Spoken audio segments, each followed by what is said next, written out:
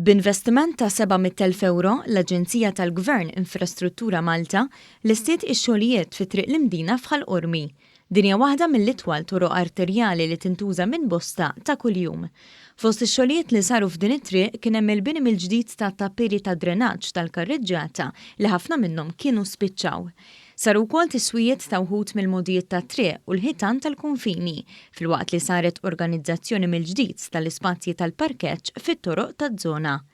Infrastruttura Malta listiet il-proġett bitqejjed ta' madwar 2000 tunellata ta' asfalt u marki ġodda fit-triq.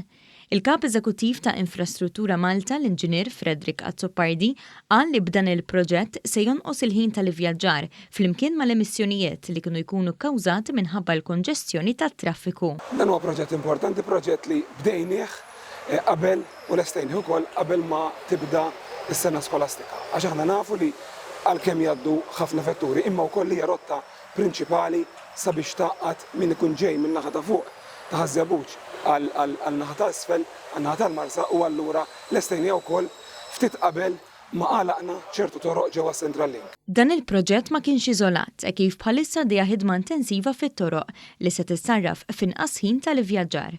Fost ix-xogħlijiet li għaddejjin hemm dawk fil-proġett ta' Central Link li 90% tiegħu huwa lest. Il-Ministru għat-Trasport, l-Infrastruttura u Proġetti Kapitali Ian Borch qal li b'dawn il-proġetti il-poplu qed igawdi minn infrastruttura tat-toroq tal-ogħla kwalità u tal-aqwa effiċjenza. Bla dubju ta' xejn wieħed irid jiftakar ukoll li din it-triq bħalissa qed isservi bħala alternattiva għas-Central Link għaliex irridu nfakru li matul dan ix-xahar li ġej is-Central Link ser ikollna ħafna ħinijiet li jkollok diversions u allura it-tarmak li ser jkun qed jingħata fuq is-7 kilometri kollha u din hija waħda mill-alternattivi li jużaw in-nies li ġej min-naħa ta' fuq u nies lejn l-isfel tal-pajjiż.